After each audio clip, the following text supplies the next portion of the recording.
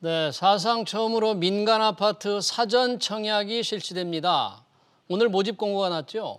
경기도 오산 세교 2지구 평택 고덕, 부산 장안에서 1차로 2,500가구가 오는 13일부터 사전 청약을 받게 됩니다. 수도권 공공택지에 분양할 공공아파트에 대한 3차 사전 청약도 오늘부터 접수가 시작됐는데요. 사전 청약 물량 상세히 짚어보겠습니다. 김규정 한국투자증권 자산승계연구소장 나오셨습니다. 소장님 어서 오십시오. 네, 반갑습니다. 안녕하세요. 네. 자, 이 민간 아파트 사전 청약이라는 게 지금 처음 하는 겁니까? 그동안에는 공공만 했고 전혀 안 했던 거죠? 네, 맞습니다. 그동안은 수도권 공공택지에서 공급되는 공공분양 아파트에만 사전 청약을 실시해서 지금 두 차례 실시가 됐고 지금 3차 접수도 진행되고 있고 올해까지는 4차 회분 진행이 되는데 공공만 먼저 진행하다 보니 민간 아파트도 이제 좀 공급을 조기에 하기 위해서 확대하자라는 이제 결론이 나면서 이번에 민간 아파트 공공택지에서 공급되는 민간 아파트의 공급분에 대해서도 사전 청약이 확대가 됐고 올해 두 차례가 실시될 예정입니다. 그래서 그래요? 1차로 먼저 한 2,500가구, 2차로 3,500가구 정도가 공급 계획이 발표가 되고요. 내년에 38,000가구 정도가 민간 아파트 공공 택지 사전 청약에서도 공급이 됩니다. 그래서 공공이나 민간 중에서 조금 더 종전보다는 다양한 선택지를 놓고 예비 청약자분들이 사전 청약에 나서실 수 있게 됐다라고 볼 수 있겠습니다. 그러면 말씀하신 민간 상현 사전 청약 1차분 이제 모집 공고가 났는데 어느 지역 또 물량은 정확히 어떻게 됐습니까? 네, 정확한 물량은 2,528가구 공급이 되는데요. 오산 세교 2지구, 평택 고덕, 부산 장안지구까지 총 3곳에서 공급이 됩니다. 각각 물량은 오산 세교 2지구가 1,300여 가구로 물량이 가장 좀 많기는 하고요. 이번에 좀 주목하시는 점이 민간 브랜드가 나오는 만큼 이제 좀 평수라던가 주택형 같은 것들 좀 다양할 수 있겠냐라고 관심을 가지시는데 보통 수요자분들이 선호하시는 전용 84제곱미터형이 절반 이상을 차지하고 평택 고덕 같은 경우에는 대형 평수도 일부 포함이 되어 있어서 조금 큰 평수 사전 청약을 원하셨던 분들의 관심이 예상이 되고요.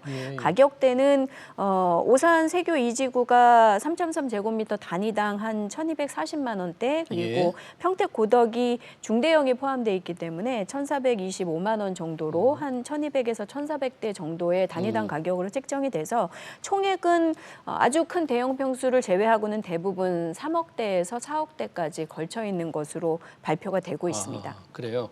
그 정도라면 새로운 신축 아파트에 비하면 분양가가 한 어느 정도로 보십니까? 주변 지역의 유사 아파트 공급분 시세에 비해서 한 60 내지 80% 선에서 책정이 됐다고 이번에 발표되면서 자료가 나왔는데요. 실제로 이제 최근에 공급된 민간 아파트 분양가 이런 거 하고는 좀 격차가 좀 줄어들 수도 있겠지만 대략 한 7, 80% 선에서 결정이 되면서 시세보다는 저렴하게 사전 청약이 결정이 된 것으로 보입니다. 민간 이 사전 청약 역시 분양가 상한제 적용을 받고 분양가 승인을 받아서 공급이 되기 때문에 가격은 주변의 기존 아파트 시세보다는 좀 저렴하게 미리 사전 청약을 통해서 당첨이 되시면 입주를 조금 약정하실 수 있게 된다고 볼 수 있습니다. 지금 이제 민간 아파트이기 때문에 LH 이런 게 아니고 민간 건설사들이 짓는 거죠? 어떤 곳이 어떤 곳에서 짓게 되나요?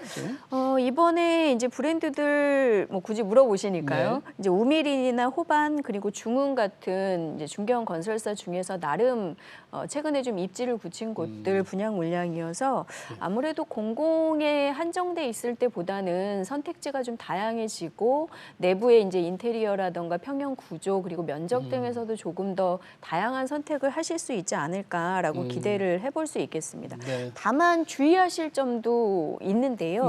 종전에 공공분양 사전 청약 같은 경우에는 사전 청약 당첨이 되셔도 일반 아파트 일반 분양 청약에는 좀 자유롭게 하실 수가 있었거든요. 공공은 사전 청약이 당첨이 되더라도 네, 다른 사전 청약은 못하지만 일반 분양 청약은 하실 수 있었는데 이번 민간 아파트 사전 청약 같은 경우에는 어쨌든 공급하는 건설사들에게 사전 청약이다라는 부담을 주는 만큼 당첨되신 분들이 다른 일반 청약에도 청약을 넣으실 수 없게 조금 규정이 강력해졌습니다. 그래서 예. 사전 청약 당첨되신 분들이 포기하시기 전에는 모든 종류의 청약은 참여하실 수 없다라고 보셔야 되기 때문에 그런 점들은 조금 주의하실 필요가 있을 것 같습니다. 네, 그렇군요. 그러니까 자격을 포기하지 않는 한 딱 한 번의 기회만 있게 된다는 얘기네요. 그렇죠.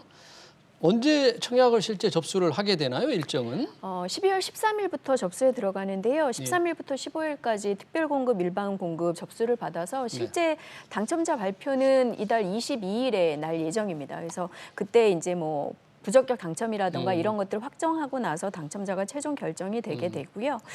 이번에 이제 공급되는 내용 중에 종전에 알고 계시던 공공사전 청약하고는 조금 다른 일정들이 있으셔서 궁금하실 수 있겠는데 종전의 공공분양 사전 청약 같은 경우에는 일반 공급, 그러니까 뭐 신혼부부나 생애 최초 같은 특별 공급을 제외한 일반 공급이 15%밖에 되지 않았는데 이번 민간 분양 사전 청약 같은 경우에는 일반 공급이 37%까지 좀 높아집니다. 그래서 신혼부부가 아니어서 생애 최초가 아니어서 특별 공급이 아니라 너무 불리하다라고 생각하셨던 분들은 조금 더 당첨 기회가 높아졌다라고 볼 수 있겠고요.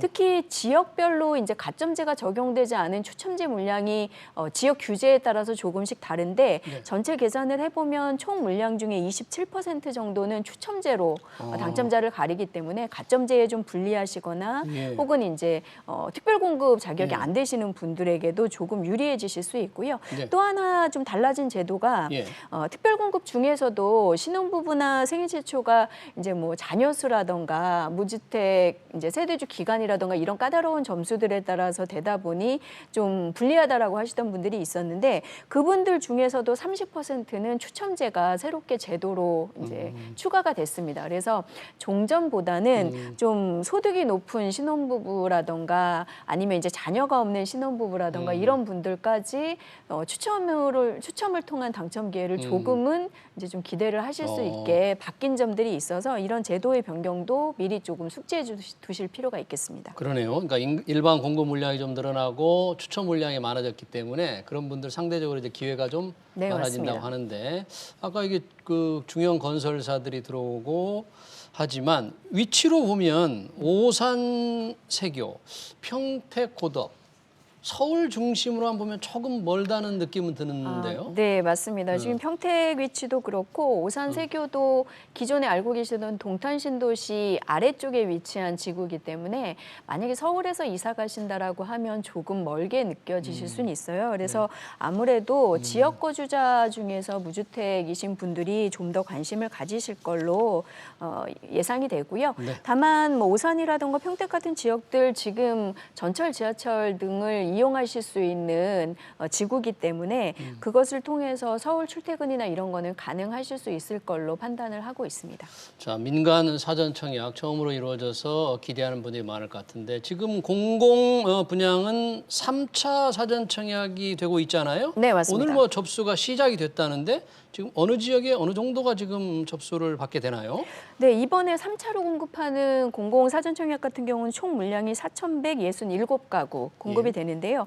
이번에 하남 교산하고 과천 주암지구가 1,000가구 이상씩 공급을 하면서 입지적으로 그동안 주목받아왔던 지역이기 때문에 좀 많은 분들이 참여를 할 걸로 예상이 됩니다. 12월 1일 현재 접수 기간 시작이 되어서요.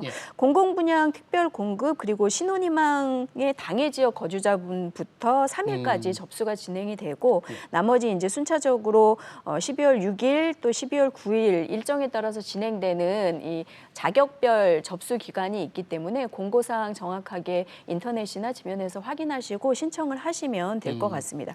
특히 이제 물량이나 지역적으로 봤을 때 과천 주암이라던가 하남 교산 같은 지역들이 서울에서 굉장히 접근성이 꽤 좋고 이제 뭐 5호선이나 아니면 4호선 종전에 이제 지하철들을 이용해서 출퇴근하시는 분들이 관심을 가지실 만한 지역이기도 하고요.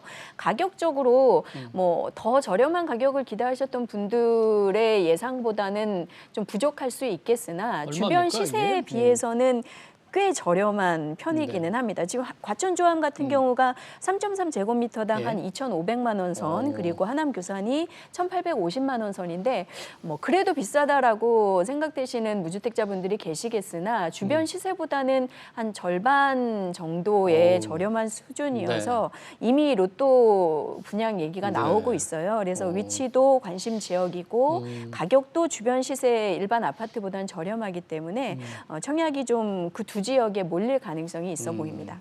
과천 주암이 그러니까 평당 2,500만 원이면 굉장히 낮을 것 같은데 그 로또 분양이 정말 될 것 대략 같네요. 한 9억 가까이 되는 가격인데요. 그러다 보니 이슈가 9억을 초과하면 저희가 분양가 중도금 대출이 좀 제한되는 선에 걸려 있어서 그 부분을 좀 예의주시하고 계신 분들이 있습니다. 그래서 만약에 9억 초과가 돼서 이제 중도금 대출이 안 될 경우에 어쨌든 공공청약을 해야 되는 서민분들의 입장에서는 여전히 부담스럽다라는 의견이 있어서 이게 그 기준에 넘어가는 분양가로 최종 확정이 될 건지 그리고 만약에 그럴 경우에 정부가 좀 정책적으로 중도금 대출 같은 것들을 열어줄 수 있는지 이런 부분들이 좀 초미의 관심사입니다. 그렇군요. 네, 9억이 넘으면 대출 제한이 걸리니까 그 부분 어떻게 정리될지 좀 지켜봐야 될 것 같고요.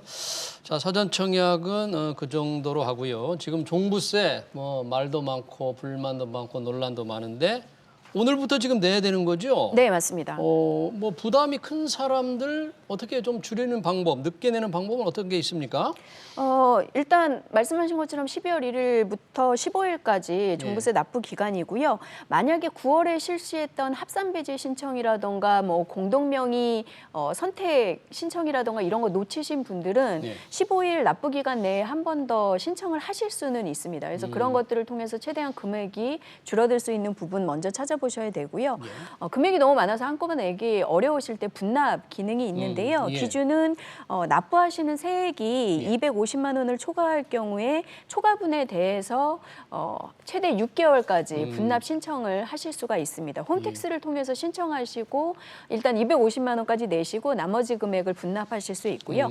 만약에 납부세액이 500만 원을 넘어갈 경우에는 절반 이하에서 분납 신청을 하실 수 있습니다. 그러니까 절반까지는 요번에 내시고 나머지 금액에 대해서는 최대 6개월 내에 분납을 하실 수 있기 때문에 한 번에 내기 어려우신 분들은 신청을 하실 수 있는데 예년 같은 경우에 보통 총 납부 이제 세액 중에 한 30% 정도가 분납 신청을 하신다고 해요. 그래서 이번에도 좀 납부 사정을 확인해 보시고 홈택스 등을 통해서 미리 신청하신 후에 납부를 진행하시면 될 것 같습니다. 뭐 종부세는 여러 논란이 있지만 정부가 납세 고지자들이 한 국민의 2%다, 2%밖에 해당이 안 된다 이런 얘기를 하니까 실제 세금을 내게 되는 분들은 아니다. 결과적으로 이 세입자에게 전가될 소지가 있기 때문에 많은 국민들이 영향권이 있다고 이렇게 주장하잖아요. 실제 그런 전가 현상이 좀 많이 나타날까요? 가능성은 꽤 높다고 보고 있습니다. 물론 이게 종전에 있던 월세 계약이나 이런 것들을 당장 바꾸지는 못하기 때문에 이제 계약이 종료되는 시점에 전세를 월세로 바꾸는 과정에서 일어나거나 뭐 새로운 세입자 교체하는 과정에서 일어나서 이제 순차적으로 진행이 되긴 하겠지만 어쨌든 올해뿐만 아니라 내년 점점 더 이제 보유세 납부에 대한 부담 액수가 커지는 다주택자의 경우에는 월세 전환이라던가 반전세 같은 것들을 통해서 조금 세금을 충당하려는 움직임이 늘어날 가능성이 있고요. 그러다 보니 이 보유세 부담 증가에 대해서 다주택자들이 집을 좀 처분할 수 있게 하자라고 해서 또 한편 최근에 이슈가 된 게 이제 다주택자의 양도세 중과 부담을 조금 완화해 줄 수도 있다라는 유의 발언이 여당 쪽에서 좀 흘러나와서 굉장히 좀 관심을 모으고 있는데 그 부분은 사실 아직 당론으로 결정된 것도 아니고 결정까지는 좀 불확실한 부분들이 많기 때문에 좀 지켜보셔야 될 것 같습니다. 다만 만약에 다주택자분들의 양도세 부담을 좀 현저하게 완화해 주는 당론이 결정되고 세제가 바뀐다면 종부세 부담을 느끼는 다주택자분들이 내년 상반기에 좀 처분 검토를 하게 될 가능성이 가능성은 있어 보입니다. 그런 말씀대로라면 공급 물량 시장이 좀 잘 돌아가기 위해서 확대를 하기 위해서라면 그런 제도가 필요할 텐데 이게 여당의 기본 철학, 문재인 정부 기본 철학을 또 네. 완전히 뒤엎는 것이기 때문에 좀 어떻게 될지 쉽지는 않아 보입니다. 현재도 이 여당의 일부 발언 흘러나온 거에 대해서 당 내에서도 반대 여론이 있는 것으로 알려졌고 정부 기재부에서도 시장에 나쁜 시그널을 줄 수 있다. 이제 좀 안정되기 시작한 시장이 다시 불안해질 수도 있다라는 우려를 하고 있어서 결정이 쉽게 될 수 있는 안건은 아닌 것 같습니다. 소장님은 시장 안정을 위해서라면 다주택자 양도세 좀 인하를 해야 된다고 보십니까? 저는 좀 거래 시장의 정상화나 매물 잠금 풀기 위해서는 필요하다고 보는 입장인데 완화 정도나 시기를 잘 선택하는 게 관건이라고 보여집니다. 어설프게 완화해서는 시장에서 오히려 더 낮출 수도 있겠다라는 기대감으로 매물 잠금이 별로 안 풀릴 수도 있겠고요. 유예하는 기간도 굉장히 효율적으로 짧게 써서 매물 출시를 유도하는 게 방법일 것 같습니다. 네, 다주택자 양도세 부과 정말 큰 이슈여서 어떻게 결론이 날지는 조금 지켜봐야 될 것 같습니다. 네, 지금까지 김규정 한국투자증권 자산승계연구소장이었습니다. 소장님 고맙습니다. 감사합니다. 네.